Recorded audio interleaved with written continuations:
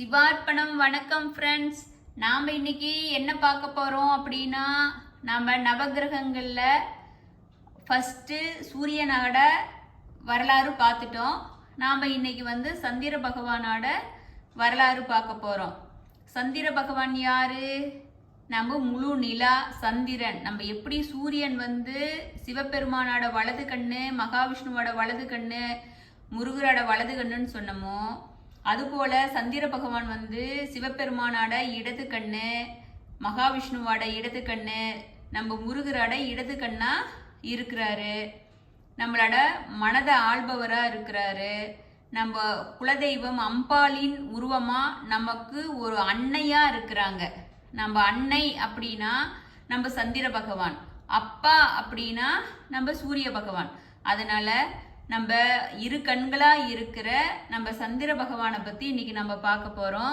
ஓகேங்களா ஃப்ரெண்ட்ஸ்? நம்ம சந்திர பகவான் கதைய புராணங்களை பார்க்கலாங்களா? நம்ம பிரம்மதேவர் உயிரினங்களை எல்லாம் இந்த உலகத்தை படைச்சிட்டாரு. மனிதர்களை படைக்கிறதுக்கு மனித இனங்களை படைச்சு அதிகமா பெருக்கணும். இப்பெல்லாம் நம்ம எத்தனை ஆயிரம் கோடி மக்கள் இருக்கிறோம். அது போல அப்ப ஆரம்பத்துல மனிதர்களை படைக்கணும் அப்படிங்கிறதுக்கு என்ன பண்றாரு? ரிஷிகளை உருவாக்குறாரு. அந்த ரிஷிகள்ல அத்ரி மகரிஷியும் ஒருவர். அவர் இந்த உலக மக்கள் பெருக்கத்துக்கும் அவரும் ஒரு காரணமா இருக்கிறாரு. அத்ரி மகரிஷி யாருன்னா, அத்ரி மகரிஷி மற்றும் அனுசுயா தேவி நம்ம சந்திர பகவானோட அம்மா அப்பாவா இருக்காங்க. அவங்க நம்ம மும்மூர்த்திகளின் அனுகிரகத்தால 3 குழந்தைகளை ஈன்றெடுக்கிறாங்க. அந்த 3 குழந்தைகள் யாரு யாரு அப்படின்னா, நம்ம சந்திர பகவான் ஒண்ணு, நம்ம கோபக்கார துர்வாச முனிவர் ஒண்ணு, நம்ம சிவன் விஷ்ணு பிரம்மான்னு நம்ம சொல்ற 3 தேவதர்களும் இணைஞ்ச தத்தாத்திரேயர் உருவம். அவங்க 3 பேரும் நமக்கு அவரு அத்ரி மகரிஷிக்கு மகனா பிறக்கிறாங்க. இவர்களை துர்வாசர் வேதங்களை பலவற்றை கற்று இறைவனிடத்துல அன்பு கொண்டு மகரிஷியா ஆகிட்டாரு. தத்தாத்திரே தேவ கணங்கள்ல இணைஞ்சிட்டாரு. நம்ம சந்திர பகவான் நவகிரகங்களை இணைந்து சந்திரன் என்று பேர் எடுக்கிறாரு. அவரை நம்ம என்னென்ன விதமா பேர் சொல்லுவோம் அப்படின்னா, சோமன் அப்படின்னு சொல்லுவோம், திங்கள்னு சொல்லுவோம், சந்திரன் சொல்றோம், நிலான்னு சொல்றோம், நிலவுன்னு சொல்றோம், அம்புலின்னு சொல்றோம், மதின்னு சொல்றோம். நம்ம சந்திர பகவானுக்கு பலவிதமான பேரு. அது கவிஞர்கள் பலவிதமாகவும் சொல்றாங்க, எழுதுறாங்க. சரிங்களா ஃப்ரெண்ட்ஸ்? இவங்க எப்படி 3 பேர் பிறந்தாங்க அப்படின்னு சொன்னா அதுக்கு ஒரு புராணம் இருக்கு. அதை பார்க்கலாங்களா ஃப்ரெண்ட்ஸ்? ஏன்னா ஒரு தடவை பிரம்ம உலகம் நம்ம மகாவிஷ்ணு சிவபெருமானை பார்க்கறதுக்கு நாரதர் போறாங்க. அங்க 30 தேவியர்கள் இருக்கிறாங்க. அவங்க 3 பேர் பேசிட்டு இருக்கும்போது, இந்த உலகத்திலேயே நல்ல பதிவிரதை யாரு அப்படின்னு சொல்லும் போது, நம்ம நாரதர் இவங்க 3 பேர்த்த நம்ம பார்வதி சாமி, நம்ம சரஸ்வதி சாமி, மகாலட்சுமியை சொல்லுவான்னு நினைக்கிறாங்க. ஆனா அவர் என்ன சொல்றாரு? நாரதர் மகாமுனி என்ன சொல்றாரு? கிடையாது, இவங்க அத்ரி மகரிஷியும் அவட மனைவி அனுசுயா தேவி தான் உலகத்திலேயே பதிவிரத, அவங்கதான் பத்தினி தெய்வம், பத்தினினா அவங்கதான் அப்படின்னு சொல்றாங்க. அதுக்கு 3 தேவியர்களுக்கு அவங்க ஏத்துக்க முடியல. அது எப்படி அவங்கள அந்த அம்மாவை சொல்ல முடியும் அப்படின்னு சொல்றாங்க. அதுக்கு சோதிச்சு பார்க்கறதுக்கு நம்ம மும்மூர்த்திகளை அனுப்புறாங்க. நம்ம 30 தேவியர்களும் மும்மூர்த்திகளை அனுப்புறாங்க. எங்க அத்ரி மகரிஷியும் அனுசுயா தேவி கிட்டையும் அனுப்புறாங்க. அவங்க 3 பேரும் என்னமா வர்றாங்கன்னா, ஒரு முனிவர் வேஷத்துல வர்றாங்க. சிவன் விஷ்ணு பிரம்மா 3 பேரும் முனிவர்களா அவங்க கிட்ட யாசகம் கேட்கறாங்க. அத்ரி மகரிஷி தம்பதிகள் 3 முனிவர்களையும் இல்லத்துக்கு வரவேற்று அவங்களுக்கு உபசரிக்கிறாங்க. முனிவர்கள் என்ன பண்றாங்க?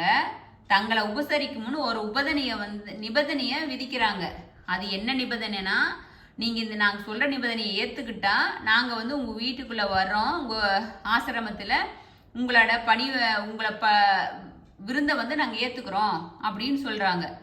முனிவர்கள் அவர் அத்ரி மகரிஷியும் அனுசுயாவும் அவங்க என்ன நிபந்தனை விதிக்கிறாங்கன்னே தெரியாத, ஓகே நாங்க உங்க நிபந்தனையை ஏத்துக்கிறோம் அப்படின்னு சொல்லிடுறாங்க.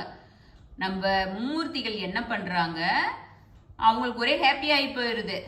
இவங்க இந்த நம்ம நிபந்தனை ஏத்துக்கிறேன்னு சொல்றாங்க அப்படின்னு சொல்லிட்டு அவங்க மும்மூர்த்தி என்ன சொல்றாங்கன்னா, நீ நம்ம அனுஷியா வந்துட்டு பிறந்த மேனியா எங்களுக்கு வந்து உணவு பரிமாறணும் அப்படின்னு சொல்றாங்க.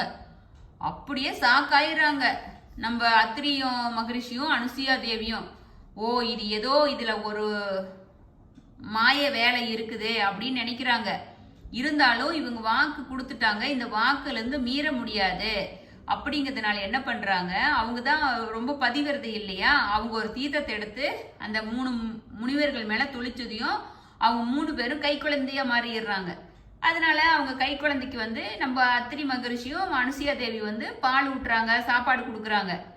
அப்புறம் அதனால அவங்க இவர் மும்மூர்த்திகள் கேட்ட மாதிரி அவங்க வந்து பிறந்த மேனியா அவங்களுக்கு அதை பண்ணிடுறாங்க. இவங்க என்னடா நம்ம மேல இருக்கிற முப்பெருந்தேவியர்கள் வந்து என்ன நினைக்கிறாங்க, எங்கடா அனுசுயா தேவிய சோதிக்க போன நம்ம கணவன்மார்கள் இன்னும் 3 பேர் வரவே இல்லையே அப்படின்னு சொல்லிட்டு அவங்க 3 பேர் இங்க தேடி வர்றாங்க. தேடி வந்தா இவங்க 3 பேரும் 3 குழந்தையா இருக்கிறத பாக்குறாங்க. அவங்களுக்கு ஆச்சரியமா போயிடுது, அதிர்ச்சியா போயிடுது. அப்புறம் அவங்க கேக்குறாங்க எப்படி இப்படி குழந்தையா ஆனாங்கன்னதையும் இவங்களும் வந்து அப்புறம் இவங்க வந்து தெரிஞ்சுக்கிறாங்க, நம்ம அத்திரி மகரிஷியும் அனுசுயா தேவியும் வந்து மும்மூர்த்திகள் தான் குழந்தையா இருக்கிறாங்க அப்படின்னு சொல்லிட்டு. அப்புறம் முப்பெருந்தேவியரை கேட்குறாங்க, அனுசுயா கிட்ட வந்து நீங்க உன்னோட பத்தினி விரதத்தை வந்து நீங்க தான் உலகத்துல வந்து சிறந்த பதிவிரதே அப்படின்னு சொல்லிட்டு இருக்கு. அதை வந்து சோதிக்கிறதுக்காக தான் மும்மூர்த்திகள் வந்துட்டாங்க, அவங்க தவற மன்னிச்சிருங்க, அதுக்கு நாங்களும் ஒரு காரணம், அதனால நீங்க அவங்கள வந்து சுயரூபமா அவங்கள மும்மூர்த்திகளா வெளிவிடணும் அப்படின்னு சொல்லி கேக்குறாங்க. அப்புறம் அனுசுயா தேவியும் அத்திரி மகரிஷியும் ரொம்ப ஹாப்பியா சந்தோஷமாயி அதே போல ஒரு தீர்த்தத்தை எடுத்து நம்ம அனுசுயா தேவி தொளிக்கிறாங்க. முப்பெரு தேவர்களும் நம்ம சிவன் விஷ்ணு பிரம்மா 3 பேரும் பழையபடி ஆயிடுறாங்க. அவங்க வந்துட்டு அவங்களுக்கு ஒரே ஹாப்பி ஆயிருது.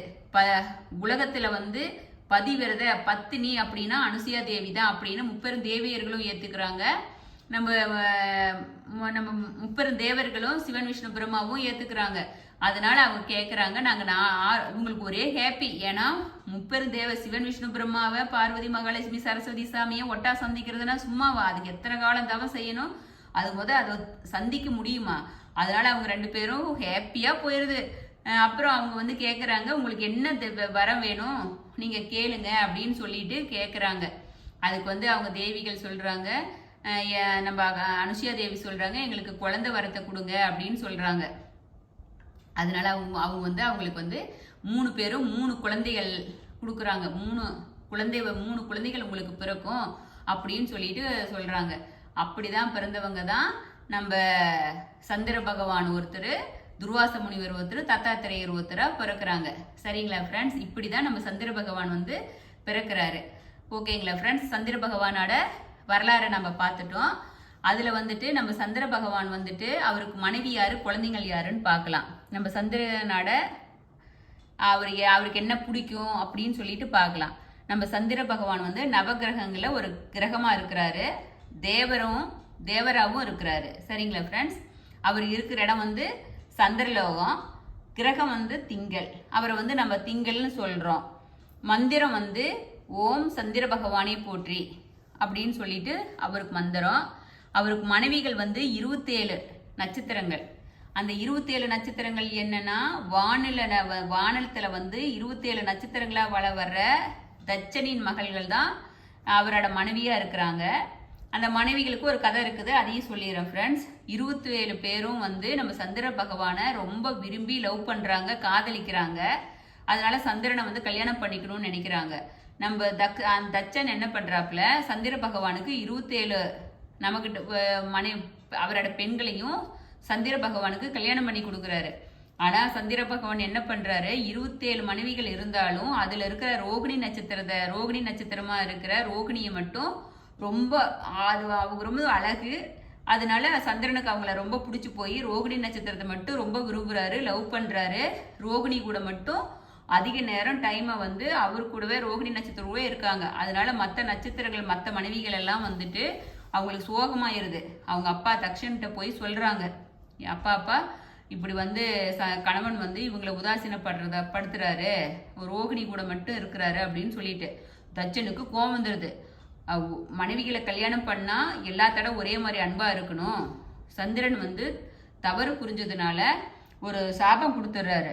நீ வந்து நாள் ஒரு நாளும் நீ அழிஞ்சுக்கிட்டே போகணும், அழிஞ்சு முழுசா அழிஞ்சு போயிடுவ அப்படின்னு சொல்லி சாபம் விட்டுறாரு. அதனாலதான் தேய்பிறை சந்திரனா இருக்கிறாரு. அப்படியே ஒவ்வொரு நாளும் அழிஞ்சுக்கிட்டே வராரு. 14 நாள் ஆகி போயிருது. 14 நாள் 14 அழகுகள் அவருக்கு அழிஞ்சு போயிருது. அப்புறம் ஓடி போய் சிவபெருமானுக்கிட்ட தஞ்சை புகுந்துடுறாரு. அப்புறம் தான் சிவபெருமான் வந்து சந்திரன் எடுத்து தலையில வச்சு பிறைச்சந்திரனா இனிமேட்டு நீ வளர்ந்துக்கிட்டு வரணும் அப்படின்னு சொல்லிட்டு சிவபெருமான் வந்து அருள் கொடுத்துடுறாரு. அதனாலதான் சந்திர பகவான் வந்து அமாவாசை வந்துடுது. அப்புறம் வளர்பறையா 15 நாள் வராரு, 15 நாள் தேய்பிறையா வராரு. அதனால சிவபெருமானோட அருள்னாலதான் மறுபடியும் சந்திர பகவான் வந்து வளர்பறையா ஆகிறாரு. அப்புறமேட்டு அவரோட தப்பை புரிஞ்சு அவர் மனைவிகள் கூட வந்து எல்லாத்தோட ஒரே மாதிரி பாசம் செலுத்தி அவர் நிம்மதியா வாழ்ந்துகிட்டு இருக்கிறாரு. சரிங்களா ஃப்ரெண்ட்ஸ்? அவருக்கு குழந்தைகள் யாருன்னா புதன் பகவான், நம்ம நவகிரகத்துல இருக்கிற புதன் பகவான் வந்து சந்திரனோட குழந்தை பரிவேடன் அப்படிங்கிறவங்க சந்திரனுக்கு குழந்தையா இருக்கிறாங்க. ராசி வந்து சந்திரனோட ராசி வந்து கடக ராசி. அதோட திக்கு வந்து என்ன கிழக்குனா தென்கிழக்குக்கு வந்து அதிபதியா இருக்கிறாரு. அதிதேவதை வந்து நீர் வருண பகவான் தான் அதிதேவதை. சரிங்களா ஃப்ரெண்ட்ஸ்? அப்புறம் பிரத்யாதி தேவதை வந்து சந்திர பகவானுக்கு யாரு அப்படின்னா கௌரி. நிறம் வந்து வெண்மைய நிறத்துக்கு அதிபதியா இருக்கிறாரு. வாகனம் வந்து வெள்ளை குதிரை. தானியம் வந்து பச்சரிசி நெல். வஸ்திரம் வந்து வெள்ளை ஆடை. ரத்தினம் வந்து முத்து. உணவு வந்து தயிர் சாதம். சமித்து வந்து முருங்கை. உலோகம் வந்து ஈயம். இனம் வந்து அவர் பெண்ணினம். ஆனா ஆணுதான். ஆனா அவர் வந்து அம்மாவோட பாசத்தை வந்து அவர் தான் கொடுக்கறதுனால. அங்கம் வந்து நம்ம உடம்புல நம்மள மனதுக்காரகன் மனம். அவருக்கு நட்பு கிரகம் யாருன்னா சூரியனும் புதனும். காரத்துவம் யாருன்னா மாதுர்காரகன் அப்படின்னு சொல்றோம். எப்படி பிதுர்காரகன் சொல்லிட்டு சூரிய பகவான் சொல்ற மாதிரி இவர் வந்து மாதுர்காரகன். வழிபாடுறதுனால நம்ம சந்திர பகவானை வழிபடுறதுனால என்னன்னா இனிமை, அழகு, நல்ல மனம். சந்திரனின் வடிவம் வந்து எப்படி இருக்குன்னா சதுர வடிவமா இருக்கிறாரு. சந்திரனோட நியூமராலஜி எண் என்னன்னா 2. ஜோதிடத்துல வந்துட்டு தேர் வந்து ஒரு மான் வந்து இழுக்கும் தேர் தான் சந்திர பகவானோட தேரா இருக்கு. சரிங்களா ஃப்ரெண்ட்ஸ்? இப்படி இருக்கு. அப்புறம் சந்திர பகவான் வந்து நம்ம வாழ்க்கையில வந்து சிக்கலை தீர்ப்பதற்கு உங்கள் ராசியில நம்ம ராசியில வந்து சந்திர பகவான் வந்து பலமா இருந்தா நம்ம வந்து ஹாப்பியா இருக்க முடியும். நமக்கு வந்து எத்தனை திறமைகள் இருந்தாலும் பல பேர்த்துக்கு வாய்ப்புகளே அமையறதில்லை. அப்படியே அமைஞ்சாலும் அடுத்த படிக்கட்டு நம்ம முன்னேற முடியறதில்ல, அது உடஞ்சு போயிருது. அதன் காரணமா நமக்கு வந்து மன உளைச்சல்னால பல பேர் வாழ்க்கையே இழந்துடுறாங்க.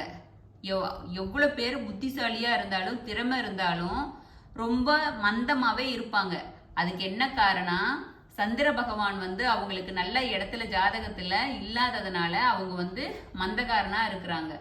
படித்த படிப்பிற்கு வேலை கிடைக்கணும் அப்படின்னாலும் பணம் சம்பாதிக்கிறதுக்கு நமக்கு எறும்பு போல வேலை செய்யறதுக்கு வேணும். நமக்கு அந்த ஒரு சுறுசுறுப்பு வேணும்னாலும் நமக்கு வந்து சந்திர பகவானோட அருள் இருக்கணும். ஒரு குடும்பத்துல வந்து உணவிற்கு அடிப்படை தேவை அரிசி. அதை வந்து நம்ம என்ன பண்ணணும்னா சந்திரப்பனோட சக்தி நம்மகிட்ட பலப்படுத்தணும் அப்படின்னா அரிசி வந்து வீட்டில் வந்து எப்போதும் குறையாம வச்சிருக்கணும். தீரவே கூடாது. ஒரு அரைவாசி இருக்கும் போதே நம்ம அரிசி வாங்கி வச்சுக்கணுங்க ஃப்ரெண்ட்ஸ்.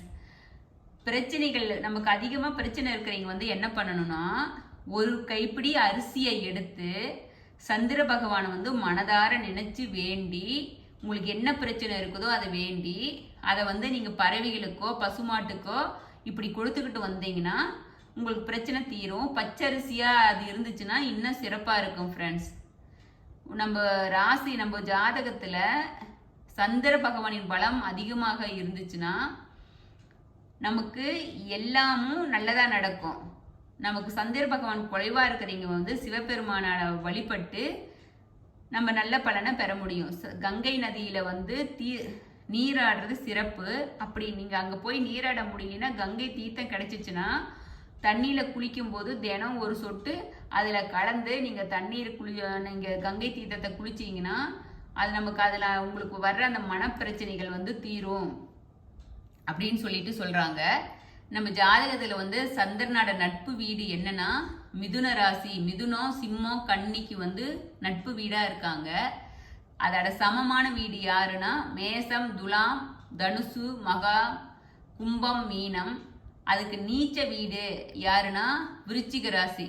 நட்பு கிரகங்கள்ல யாரு நம்ம சந்திர பகவானுக்கு சூரியனும் குரு பகவானும் வந்து ரொம்ப நட்பான கிரகமா இருப்பாங்க. அதனால சந்திரனை வந்து மாதுர்காரகன்னு சொல்றோம். அதாவது நம்ம ஏன் அப்படின்னு சொல்றோம்னா தாயோட ஒரு பலம் நமக்கு கிடைக்கும் அப்படின்னா கிடைக்குது. ஒருத்தர் வந்து தாய்ப்பாசம் ரொம்ப நல்லா கிடைக்குது அப்படின்னா சந்திர பகவான் வந்து அவங்க ஜாதகத்துல நல்லா இருக்காங்க அப்படின்னு அர்த்தம். அமைதி, திருப்தி, கருணை, நிம்மதி, இரக்கம், காதல், கனிவு, சிந்தனை திறன், கற்பனை வளம் ஆகியவற்றை நிர்ணயிப்பது யாரு? நம்ம சந்திர பகவான் தான் நிர்ணயிக்கிறாரு.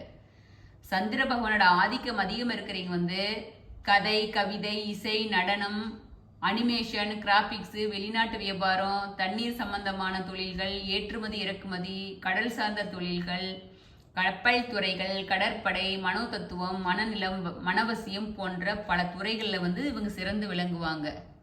நம்ம விஷ்ணுவின் அம்சமான சந்திரனின் நற்பரங்களை பெற நம்ம பௌர்ணமி அன்னைக்கு திருப்பதி சென்று தரிசனம் சென்று திருப்பதி கண்டிப்பாக அந்த சந்திரனாட அருள் வேணும்னா திருப்பதி போய் அன்னைக்கு ஒரு நைட்டு திருப்பதியில் தங்கி இருந்து சாமியை விஷ்ணுவை வழிபட்டோம்னா நமக்கு சந்திரனாட பலம் வந்து நமக்கு நல்லா கிடைக்கும்.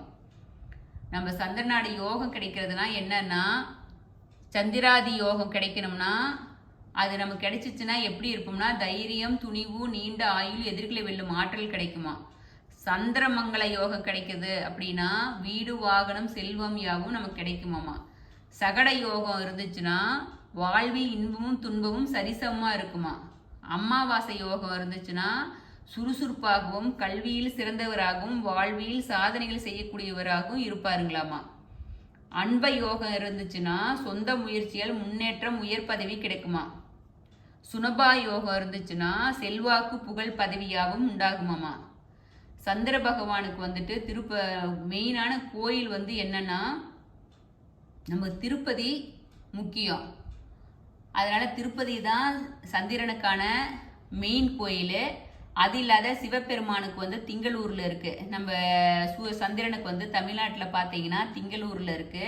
அந்த திங்களூர் கோயில் வந்துட்டு அது மெயின் கோயில் சந்திர பகவானுக்கு. சரிங்களா ஃப்ரெண்ட்ஸ்? அதனால நீங்கள் வந்து இந்த 2 கோவிலையும் சிறப்பாக கும்பிட்றது சிறப்பு. சந்திர மௌலீஸ்வரர் கோயில் ஹரிச்சந்திரபுரத்தில் இருக்கு. அதுவும் மெயினான கோயில். இன்னொன்று வந்து யாருக்கும் தெரியாத ஒரு கோயில் இருக்கு. அந்த கோயிலில் போய் வழிபட்டீங்கன்னா அவ்வளோ சிறப்பாக இருக்கும். அது எங்கே இருக்குதுன்னா மதுரையிலேருந்து கிழக்கே கிபி 8ஆம் நூற்றாண்டில் மன்னர்களால் உருவாக்கப்பட்ட குடவரை கோயில். சந்திரனுக்குன்னு தனி சன்னதியா அர்த்தகிரிநாதர் என்னும் திருமேனியில லிங்க சொரூபமா காட்சி தர்றாரு. சூரியன் வந்து அஸ்தமிக்கு மறையறதுக்கு முன்னாடி இவர் மேல டெய்லி பட்டுட்டு தான் மறைவாராமா. இது யாருக்குமே தெரியாத கோயில்னு சொன்னேன் இல்லையா. அதனால இது வந்து மதுரைக்கு கிழக்கே வந்து வரிச்சியூர்ல இருந்து திருக்குன்றத்தூர் என்னும் இடத்துல வந்து இருக்கு. இது வந்து காலையில 8 to 10 வரைக்கும் தான் இந்த கோயில் தொடர்ந்து இருக்கும். பௌர்ணமி பிரதோஷ நாளில் மட்டும் காலை டு மாலை ஓப்பனாக இருக்குங்க ஃப்ரெண்ட்ஸ். அப்புறம் அதனால பரிமள ரங்கநாதர் பெருமாள் கோயிலுன்னு ஒன்று இருக்கு. பிரதான சிவத்தலங்கன்னா திங்களூர் தான். நான் சொன்னேன் இல்லைங்களா ஃப்ரெண்ட்ஸ், திங்களூர் கைலாசநாதர் கோயில். இந்த 2 கோயில் நம்ம திருப்பதி வெங்கடாஜலபதியும் திங்களூர் நம்ம சந்திர பகவானுக்கு இருக்கிற கோயிலை வந்து வழிபட்டா ரொம்ப சிறப்பு. இது 2 தான் ரொம்ப மெயின். அதனால நம்ம சந்திர பகவானோட புராணங்கள் கேட்டிருப்பீங்க. நமக்கு தெரிஞ்ச வரைக்கும் நான் படித்து காதில் கேட்டு பார்த்து படித்தது வரைக்கும் நான் உங்களுக்கு சொல்லியிருக்கிறேன். அதை வந்து நீங்கள் சந்திர பகவானோட அருளை பெற்று நீங்கள் எல்லா சிறப்பும் பெறணும்னு சொல்லிட்டு சிவார்ப்பணம் 61 சேனல் கேட்டுக்கிறோம். நம்ம சந்திர பகவானை நீங்கள் கும்பிட்றதுனா நீங்கள் அங்கங்கே நான் சொன்ன திருப்பதி போகணும், திங்களூர் போகணும்னு சொல்லிட்டு. அதை கூட இல்லை ஃப்ரெண்ட்ஸ். நீங்கள் டெய்லி வெளியில் போய் பாருங்கள், சந்திரனை வானத்தில் இருப்பார். எப்படி சூரியனை வந்து பகலில் கும்பிட்றீங்களோ சந்திரனை சந்திரனை பார்க்காத தூங்காதீங்க, சந்திரனை இங்கே வழிபடுங்க. எல்லாம் மனோகாரகன். நம்ம மனசு ஹாப்பியாக இருக்கும் சந்திரனை வழிபட நம்ம வாழ்க்கையும் வெற்றி அடையும்.